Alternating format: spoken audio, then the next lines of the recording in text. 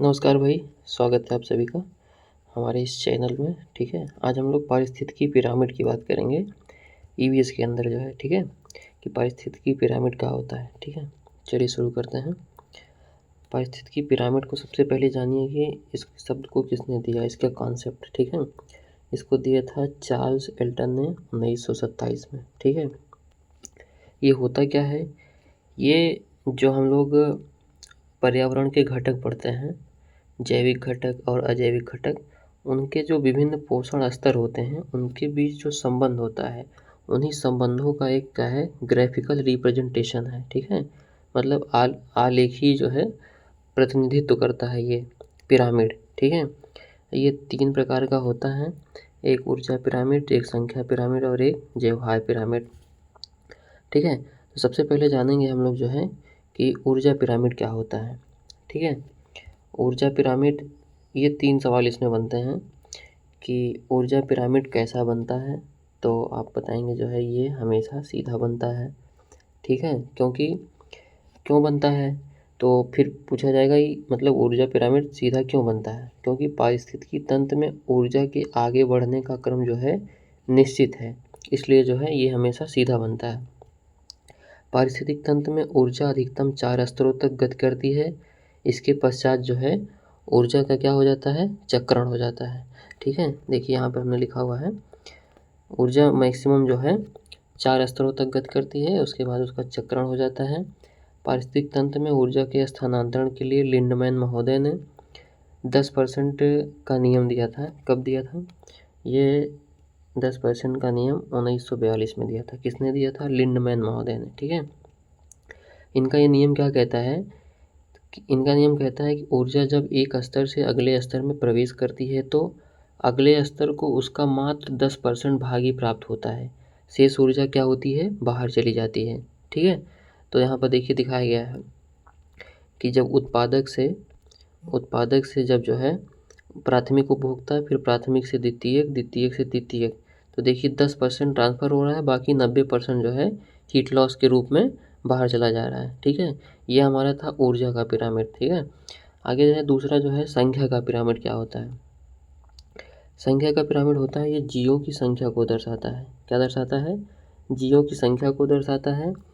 इसमें पूछेगा कि ये पिरामिड कैसा बनता है, तो ये सीधा और उल्टा, ठीक है, दोनों हो सकता है।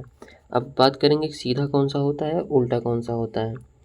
देखिए, अब ये संख्या के ऊपर डिपेंड करता है, मतलब जीव जीव संख्या के पिरामिड से क्या तात्पर्य है कि मतलब किसी भी पारिस्थितिक तंत्र में पाए जाने वाले जीवों के भार से है।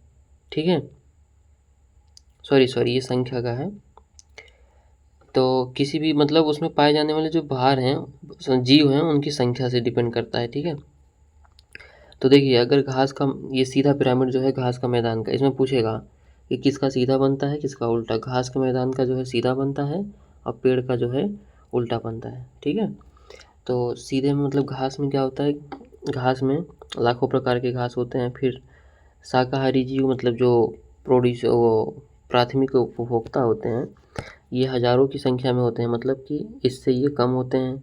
फिर इसको खाने वाले जो हैं इससे भी कम होते हैं, तो इसलिए जो है इनका एक जो हिरारिकल जो स्ट्रक्चर बन रहा है वो सीधा बन रहा है। उल्टा पिरामिड की बात करें पेड़ में, देखिए पेड़ एक होता है, उसके ऊपर जो डिपेंडेंसी होती है वो बहुत सारे पक्षियों की होती है, और फिर उसके ऊपर जो है परजीवी होते हैं जो कि लाखों होते हैं, मतलब कि ये इसका जो हिरारिकल स्ट्रक्चर बन रहा है ये उल्टा बन रहा है। ठीक है, तो जीव संख्या का जो पिरामिड है ये हो गया। वृक्ष पारिस्थितिक तंत्र में एक वृक्ष का आकार एक घास की तुलना में कई गुना बड़ा होता है, जबकि अभी हमने आपको बताया। देखिए, वृक्ष पारिस्थितिक तंत्र में एक वृक्ष का आकार घास की तुलना में बड़ा होता है, अतः वृक्ष पारिस्थितिक तंत्र में उत्पादक से अधिक उपभोक्ताओं की संख्या होती है ना। अभी आपने आपको बताया कि देखिए पेड़ एक है, लेकिन इसको कंज्यूम करने वाले जो पक्षी हैं वो बहुत सारे हैं, पेड़ से बहुत सारे हैं, और फिर इन पक्षियों को कंज्यूम करने वाले जो परजीवी हैं वो पक्षियों से भी ज़्यादा है। ठीक है, इसलिए उसका पारिस्थितिक तंत्र कैसा बनता है, उल्टा बनता है। आगे चलते हैं, ये है जैव भार का पिरामिड। ठीक है, जीवभार के पिरामिड से तात्पर्य किसी भी पारिस्थितिक तंत्र में पाए जाने वाले जीवों के भार से होता है। तो इसमें भी जो है सीधा पिरामिड और उल्टा पिरामिड बनता है, ठीक है। यह प्रत्येक पोषण स्तर पर मौजूद जीवों के शुष्क भार, ठीक है, शुष्क भार को दर्शाता है।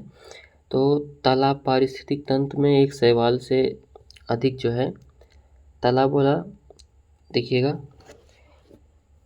इसमें क्या होता है कि देखिए इसको हमने आगे लगाया हुआ है जीवभार का, ये देखिए जीवभार इसमें लिखा हुआ है कि तालाब पारिस्थितिक तंत्र में एक शैवाल से अधिक भार एक कीड़े मकोड़े का होता है, जबकि एक कीड़े मकोड़े से अधिक भार छोटी मछली का होता है और छोटी मछली से अधिक भार बड़ी मछली का होता है।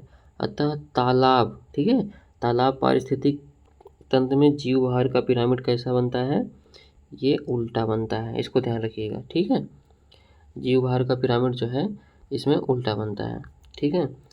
और स्थलीय अगर पिरामिड की बात करें तो उत्पादक की संख्या ज़्यादा होगी, उससे ज़्यादा जो है उससे कम जो है उनको प्राथमिक उपभोक्ता, हाँ, मतलब जैसे ही पेड़ पौधों की संख्या ज़्यादा होगी, उसको कंज्यूम करने वाले जैसे टिड्डा हिरन उनकी संख्या कम, फिर उनको कंज्यूम करने वाले शेर बाघ चीता उनकी संख्या कम, और शीर्ष उपभोक्ता में जो आते हैं हमारे शेर, ठीक है।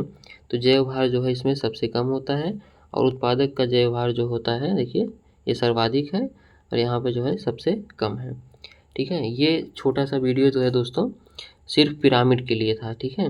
तो आप लोग बताइएगा कमेंट करके आप लोग को कैसा समझ में आया, ठीक है। ये छोटा सा वीडियो था। थैंक यू दोस्तों, थैंक यू सो मच।